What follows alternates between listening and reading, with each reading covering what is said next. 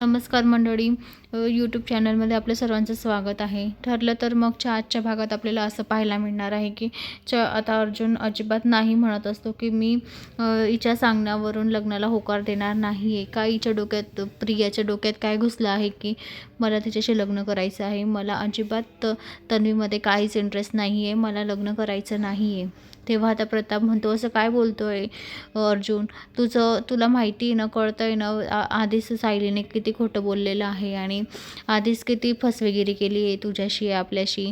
तर आता कशाला तू हे करतो आहे? आता चांगले दिवस येतील आपल्यामध्ये पण, म्हणून तू तन्वीशी लग्न कर, हा निर्णय आम्ही घेतलेला आहे.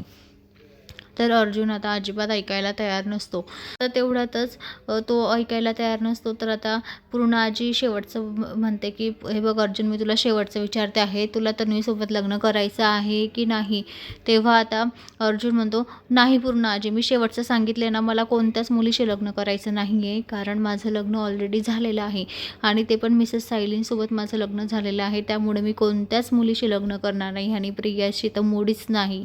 तर आता असं म्हणून अर्जुन रागारागामध्ये तिथून वरती निघायला जातो. सगळेच उठून जातात आणि हे जातात.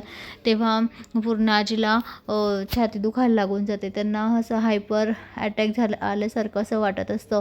तर आता ते म्हणतात अर्जुन अर्जुन, पण आता अर्जुन पण घाबरलेला असतो. अर्जुन म्हणतो, पूर्ण आई काय झालं? तेव्हा आता सगळेजण पूर्ण आईला हॉस्पिटलमध्ये घेऊन जातात.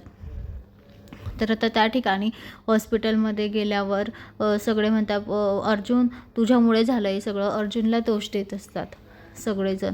तेव्हा आता अर्जुन म्हणतो, नाही, मला पूर्ण आईची खूप काळजी आहे. तेव्हा आता अस्मिता म्हणते, तू काही काळजी वगैरे नको दाखवू, तू वरच्यावरती काळजी दाखवतो फक्त, असं अस्मिता म्हणते. तर आता इकडे दुसरीकडे सायली तिच्या नखऱ्यामध्ये असते. तिचे क्षण तिला आठवत असतात की अर्जुन सरांनी मला कशी त्यांच्या प्रेमाची कबुली दिली होती आणि मी त्यांना कशी माझ्या प्रेमाची कबुली दिली. तर ती छान कानातले घालते, आरशात बघते, लाजते, हा प्रकार तिचा सगळा चालू असतो. तर आता तेवढ्यात कुसुमताई येते आणि म्हणते, काय गं सायली, काय चाललं आहे? कोणीतरी लाजतंय बाबा.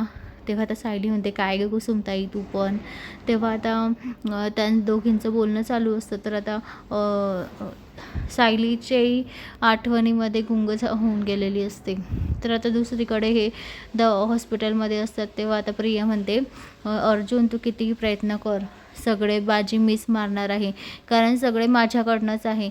आपल्या लग्नाला कोणीच थांबवू शकत नाही, आपलं लग्न होणार म्हणजे होणार, असा एवढा प्रियाचा फुल कॉन्फिडन्स असतो. आता कल्पना चांगलीच सुनावत असते अर्जुनला. कल्पना म्हणते, त्यांना काहीच निर्णय घ्यायची अधिकार नाही आहे का तुझा? त्या निर्णय नाही घेऊ शकत का तुझा याचा लग्नाचा? तेव्हा आता सगळे कल्पनाला शांत करत असतात की आता हॉस्पिटल आहे, मम्मा शांत बसतो, इथे नको उगाचच हे घालू. तेव्हा आता कल्पना म्हणते, अरे अश्विन, याला कळतं की नाही, हा पूर्ण आईच्या जीवावरच उठला आहे, आता काय करू? तर आता अर्जुन पण पूर्णपणे खचलेला असतो.